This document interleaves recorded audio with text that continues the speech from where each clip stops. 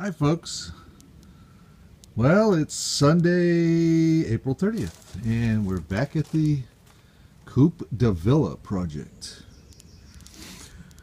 Doing some final stuff on the inside. You can see the painting is done on the outside.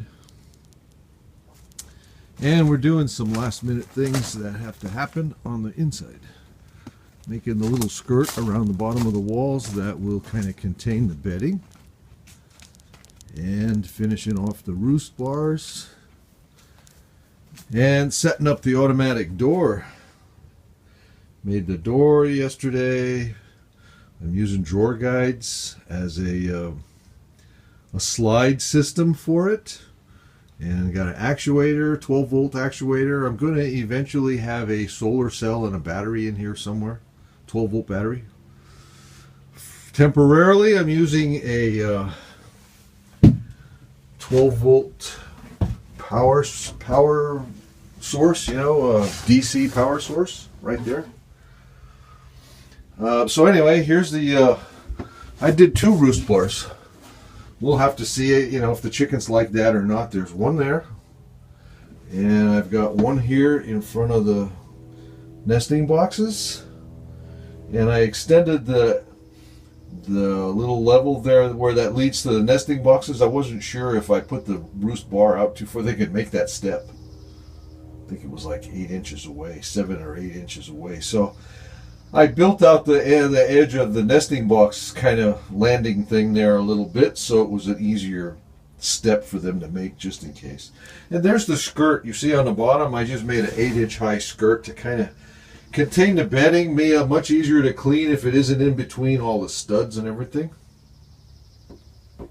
I'm gonna put a couple of screws. You notice the 2 on the outside are bound in by the two short ones. The 2 short sides are bound in by the 2 long sides. That's probably the easier way of saying it. So I'm going to put a couple of screws in the long sides and nothing in the ends. And then when I want to clean, I'll just remove those screws. I'll use some finishing washers so they're really easy to see. And here's the door, the back side of the door.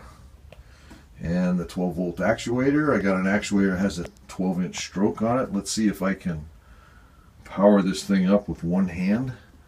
So right now, like I said, all I'm doing is using that little 12 volt power supply.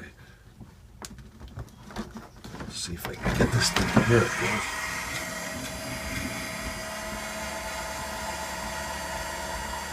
You can see it's nice and slow, so it won't act like a guillotine.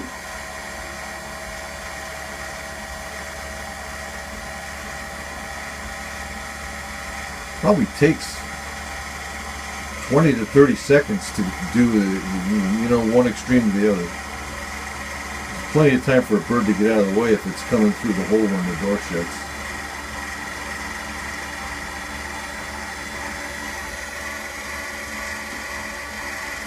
That thing says it'll move 250 pounds, so it's very strong.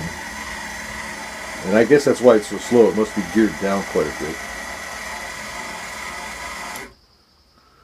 Okay, so there you have it. So while that says it's a 12-inch stroke, you see I'm covering the bottom of the window opening, the door opening there, about an inch, almost an inch. So it's providing that 12-inch stroke is providing about an 11-inch opening, which is, I'm sure, is more than enough for the birds to get through.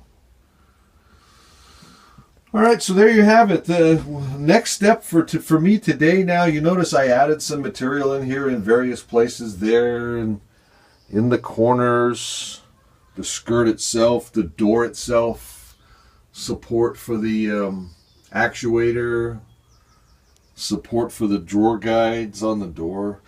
The rest of the day now, what I'm going to do is get some paint on all of that stuff. I'll put a primer on, a white primer on all of everything, and then I'll follow that up with the appropriate color, either the white for the ends, the white semi-gloss paint. Like I said, the washer. What I did was use semi-gloss in here. We got one coat on all of this framing, so you can come in here 6 months, a year from now with a hose and kind of hopefully wash it all off. Get the cobwebs and whatever else that are going to gather up in here, wash them all off. And then obviously on the outside I used a red, again, semi-gloss, just for long-lasting ability. So that's the next thing now, is to get some paint on all of this raw wood stuff, and then go out there in the run and put the hardware cloth, cover that run up so that it's secure. All right, that's it for now. Thanks for watching. Bye. Okay. The inside is done. Put some porch and deck paint on that floor yesterday afternoon. Ran into a nasty little problem with that. The can says it's a latex and you clean it with water, and it turns out it's an oil-based product. Strange, you know. Put some water in it, and obviously that made pudding out of it. But anyway, I put it on there and it's dried, so we'll see how it acts. But anyway, I did this to prove my control diagram, and I simulated the little switches there for the little controllers. The controllers are a single contact. The programmable controllers, the little timers, basically is what they are. They can each control a single contact, and there's two of them. So the switches are simulating those single contacts. So at this point, this would be what happens at the end of the day when this timer closes a contact.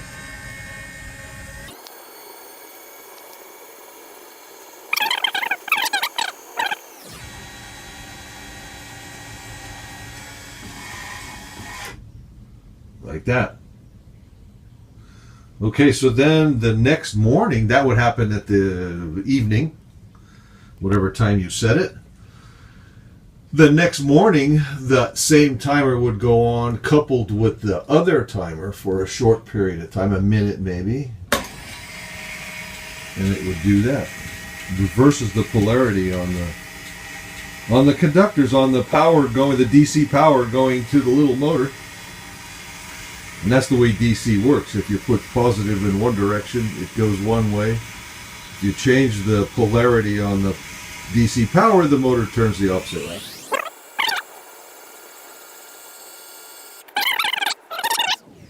And the next time this timer would come on,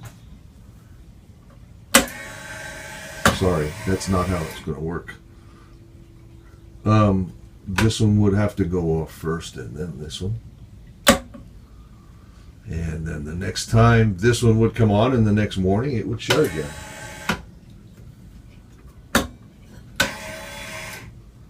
All right, so it works. I'm gonna do something similar to this piece of plywood, and I'll put the two little timers on it. I'll put the relay on it, and I'll put the controller. I'm gonna use a solar panel and a little battery somewhere to power this. Right now I'm still using the power supply, the 12 volt DC power supply. And I'm going to use a battery instead, with a solar panel to charge the battery and a little controller. So I'll make a piece of plywood that's big enough to mount all the devices, and then I'll wrap that piece of plywood. I've got a lot of scrap plywood. I'll make a little enclosed little box out of the scrap plywood and enclose it all in a little plywood box, and I'll probably mount it up in here similar to where it is right now, except I'm not sure if I'll put the battery in here or not. I might. There's room. Anyway, that's the latest at this point. So now it's on to closing in the run, putting up the hardware cloth in the run. Okay, and it's warm today. I put a temperature sensor thing, see it standing up over there, to see how warm it gets in here, because I think today is, the way it feels today is going to be about a good indicator about the warmest it gets around here. It's warm here right now. It must be 75 or 80 degrees here right now, and it's like 10 o'clock. All right, so there we are. There's the roost bars, the skirt around the bottom, fastened. You see, fastened with the little finishing washers.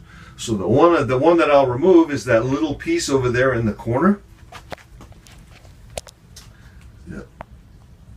Little piece over there in the corner. If I remove that piece, it allows me to take out that piece. And then I open that door right behind it and scoop it all out. The other three sides can stay because the bedding won't be behind them, hopefully. So anyway, that's it for now. Thanks for watching. Bye.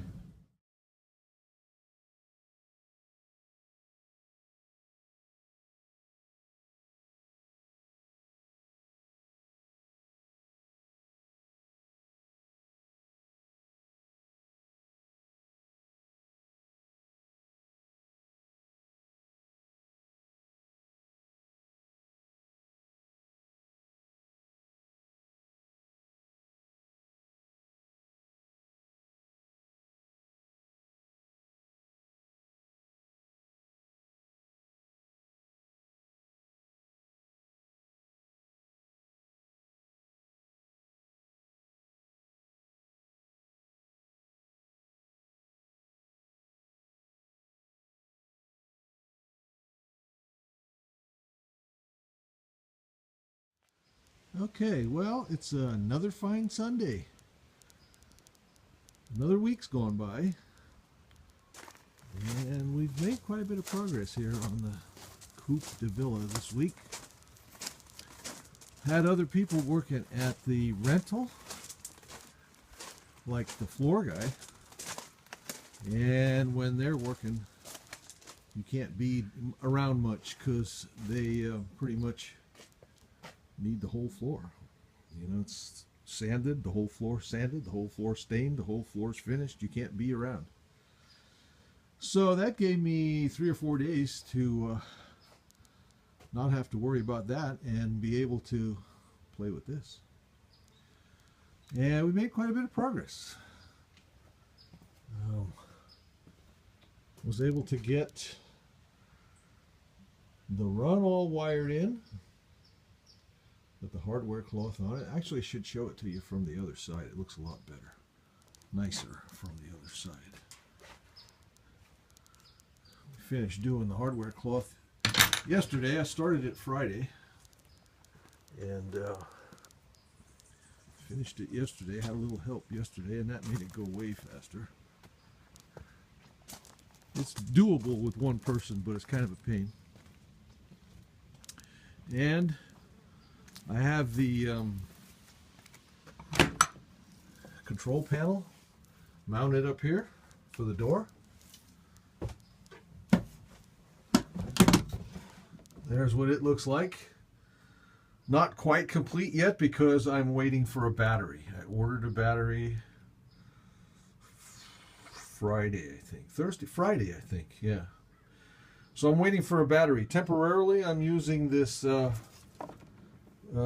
DC power supply. So it works. The timers are programmed, and every night it's closing the door. And every morning it's opening the door, so it's working.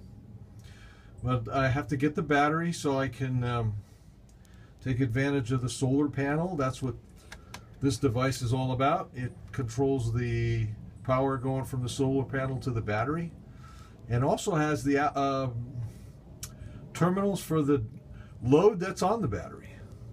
Right now I have those disconnected because I don't want to be running stuff through there. It said something about having the load on there at the right time or damaging the unit. But anyway, the panel's done and installed. I'm just waiting for the permanent power source, the battery. The solar panel is up there. As you can see, it's getting full sun. It makes about 20 volts. It's a 10 watt, but it's putting out about 20 volts when there's light on it. Anyway, this is what the run looks like from the finished side. Did the little door down here. We're going to let them out in this area that I'm standing in so they can kind of free range. We'll probably close off the ends so they can get out of the run every now and then if someone's out here, and I'll close off this area. Maybe I got quite a bit of that hardware cloth left. I think what I'll do temporarily, I'll use some of that orange plastic fencing, that kind of construction temporary fencing, and see how they respond, and go from there. If it works, then I'll do something more permanent. You can see I just finished the ramp for them to go up into their abode. That's about a 3-foot elevation, that door, the bottom of that door. So I made the ramp 7 feet long. I made it roughly the same as you make a roof pitch around here. Quite commonly, it's a tiny bit more than 4 inches to a foot. So I think they should be able to accommodate that real well. And then I just took I had some scraps that I had cut off of some 2x pieces, and I cut them 1/4 inch across so that they've got something they won't slip. We don't want them to, while they're going in and out of the house, we don't want them to slip and break an egg. Anyway, so that's kind of where we're at. Getting real close to being done. I got to do the downspout from the gutter. And I got to make a little ramp to get out that little door or something. Man, I was thinking I might try 2 pieces of plywood with some round stock, like a ladder, and see how that works, if they can accommodate that. Because then it would take up kind of less space in there, be less cumbersome in there. I don't know if that's a problem or not. I got another piece of this material I used for the roof bars too. I was thinking of putting across the corner or something, so they got a place to hang out, to roost out there if they want to.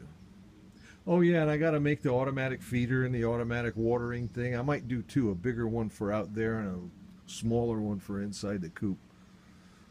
And then, like I say, we's done. We's ready for chickens. So anyway, show you more when there's more to show. Once again, thanks for watching. Bye now.